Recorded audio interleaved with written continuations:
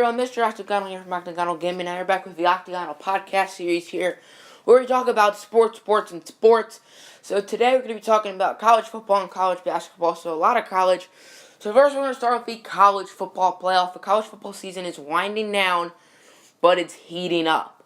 The current rankings for the college football playoff are Alabama, Clemson, Miami, and Ohio State. This right here is not the actual rankings. This is my personal rankings. We'll go into that in a minute.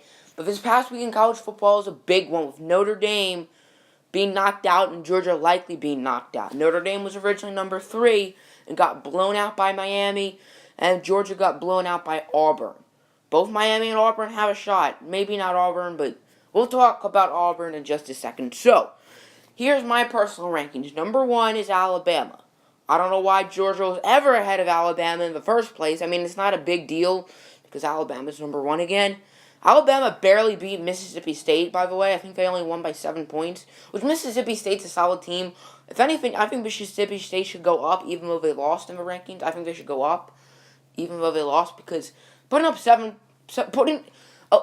to Alabama by 7 points is almost like beating a decent team, like a decent SEC team. Like, I don't know, would you count Tennessee decent? I mean, Tennessee did fire Butch Jones.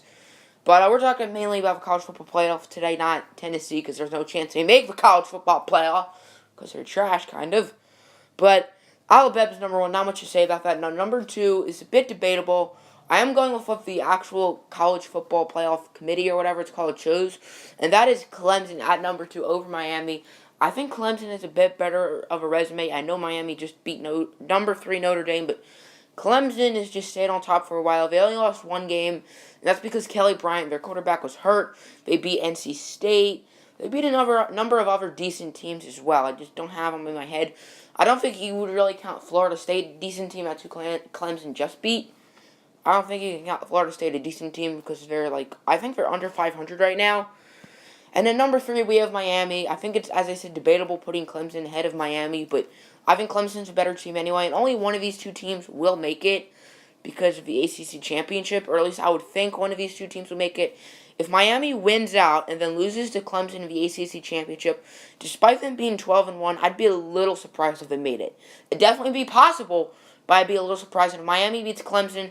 If both teams win out the regular season, and if Miami beats Clemson in the ACC championship, Miami's a lock for the top 2, maybe even top 1 if Alabama loses, and Clemson would be out. And now number 4, also debatable, Oklahoma ahead of unbeaten Wisconsin. I think Oklahoma has a better resume. They did lose to Ohio State earlier in the season, but they've beaten extremely tough opponents, like last week TCU, the week before Oklahoma State, knocking both of those teams out of college football playoff contention, because TCU, I believe, had 1 loss. Oklahoma State also had 1 loss. They beat Iowa State, I believe, and Iowa State's been pretty good this year.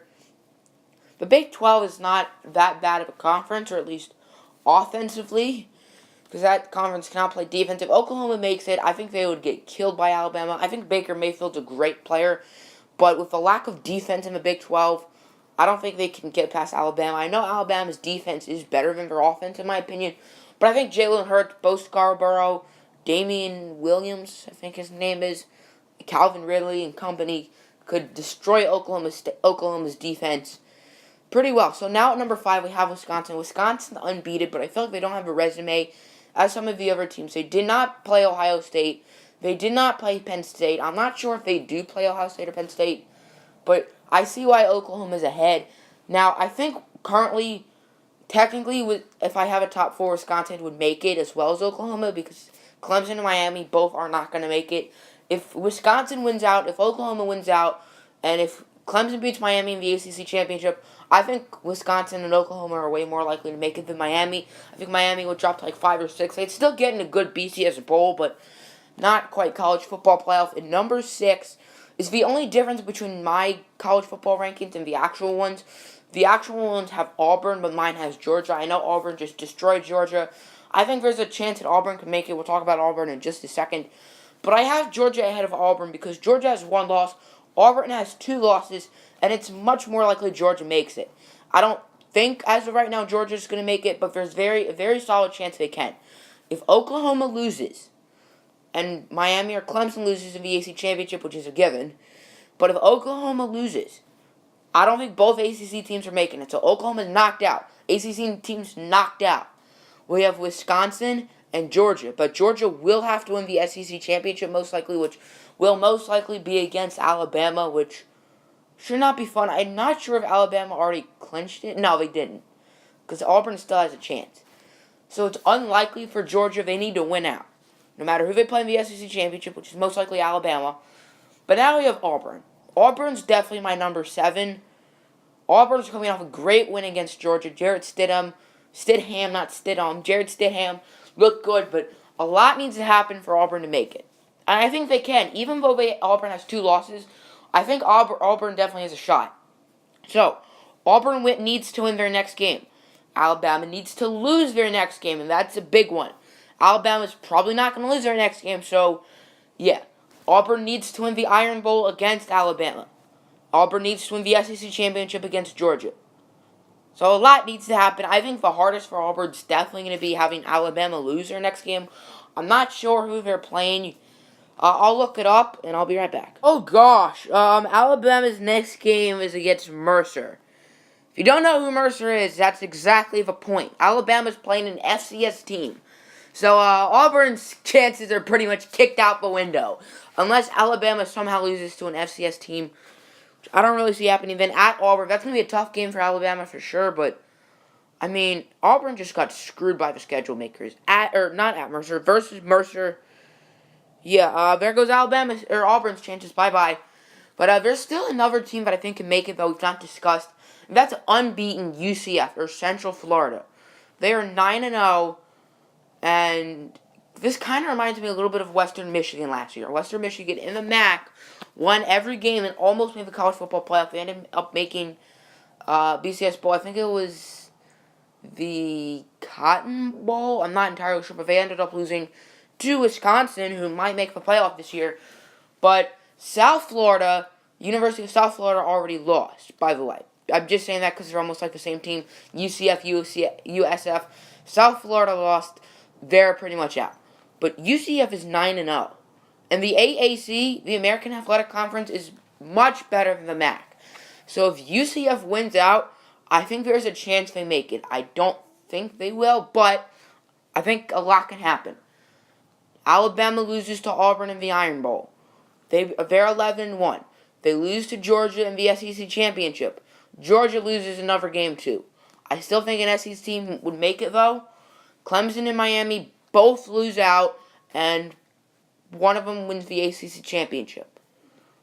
Oklahoma loses out. A lot of losing out, okay? Is there still a chance UCF makes it because they're undefeated? I don't think they will, but there's certainly a chance. So now let's talk about the college basketball portion of the video.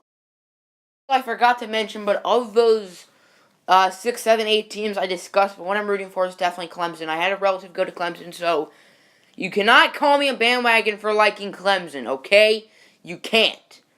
But anyway, college basketball. So last night we have the 2017 Champions Classic, which is when we have 2 games with 4 of the best teams in college basketball every year. That's Duke, Kentucky, Kansas, and Michigan State. So we had Kansas play Kentucky and Duke play Michigan State, and the higher-ranked team, which was Duke and Kansas, won both times. This picture's from last year's Championship Classic, where Frank Mason, game-winning shot, it's good. I'm a big Kansas fan, by the way. So, let's talk about Duke, Michigan State. Marvin Bagley barely even played that game, which is kind of crazy. If you don't know who Marvin Bagley is, he is the number 1 recruit for class of 2018. Signed with Duke, barely played. I also read something. 4 of the last 5 number 1 recruits have gone to Duke. 2015 was Jahlil Okafor. He went to Duke. 2016, I think, was Ben Simmons. He did not go to Duke. 2017 was Harry Giles. He went to Duke. 2018, Marvin Bagley. He's at Duke. 2019, R.J. Barrett, the number 1 player in 2019, just committed to Duke a few days ago. Where are they all at now? R.J. Barrett's still in high school, and Bagley's still in college. Meanwhile, Harry Giles has barely gotten minutes in the NBA, and Jahlil Okafor is probably a bust. So not great for those two. Meanwhile, Ben Simmons is looking like an all-star as a rookie. Anyway, so back to last night. So Duke played Michigan State, number 1 Duke, and Grayson Allen had a great game for them. I believe he had 37 points, which is a career high for him. Really good game from him. Duke has plenty of good freshmen, too, like Trayvon Duval, number one point guard. Gary Trent Jr., who might be the number one shooting guard. Wendell Carter Jr., who's a beast, power forward.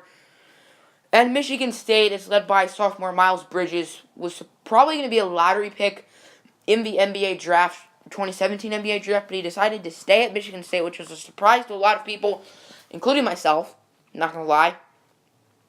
And he's probably the favorite to win the Wooden Award, which is why Michigan State's number 2.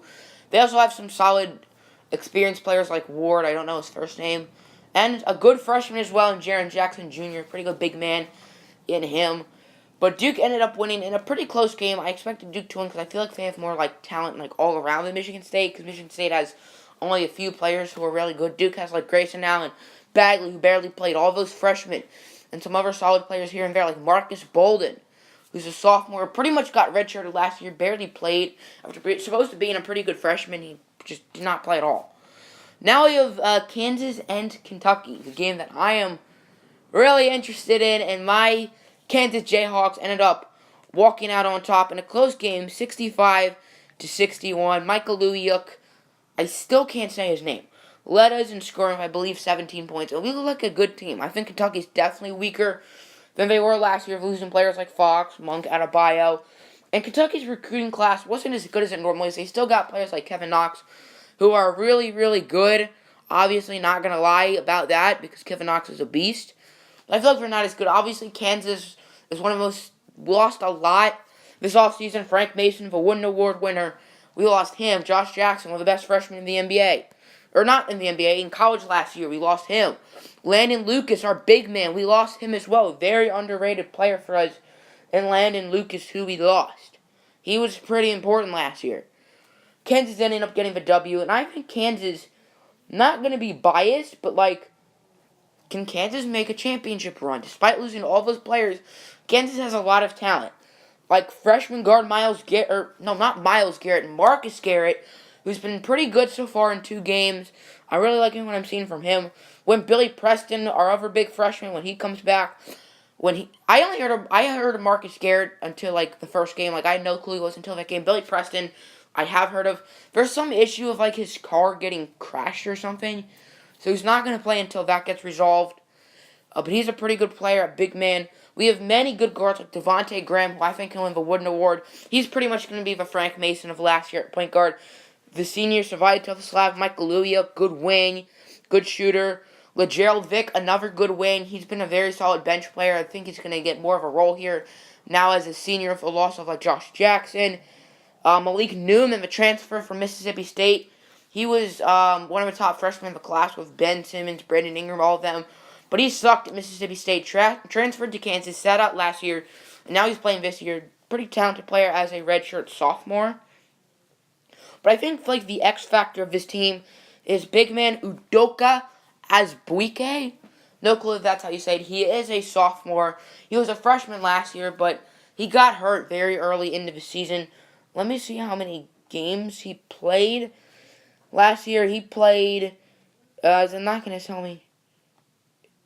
He played a total of 142 minutes last year. So that's 12.9 minutes a game. So he played 12, 13 games before getting hurt out for the year. And so far, as the starter, shooting the ball very well, very efficiently. 13 points and 7 rebounds. Doing pretty good. 2 blocks as well. I think he's the X factor for this team, especially without Landon Lucas. Now that we have him playing, he's a very talented and solid big man. If he can have a good season, I think we can make a run. If Billy Preston can come back, if he can contribute, I think this Kansas team can make a run. In Kentucky, they're not a bad team. Kevin Knox, Killia Jones, I think that's how you say it. But Kentucky does not seem as talented as previous years, like last year with Fox, Monk, Adebayo. They had some other talented players as well. Isaiah Briscoe, who went undrafted as a sophomore. I think he should have stayed. I think he should have declared as a freshman. Then he stayed. Did not work out for him. Kind of like Ivan Rabb. I think he should have declared as a freshman. He would have been a lottery pick in 2016. Instead, he was a second-round pick in 2017. Which, who knows, maybe that'll happen to Miles Bridges as well. So that's it for me. I hope you guys enjoyed this episode of the Octagonal Podcast. Make sure to drop a like and subscribe for more of this series. Tell me your opinions with the Champion Classic, as well as the College Football Playoff. I'm out. Peace.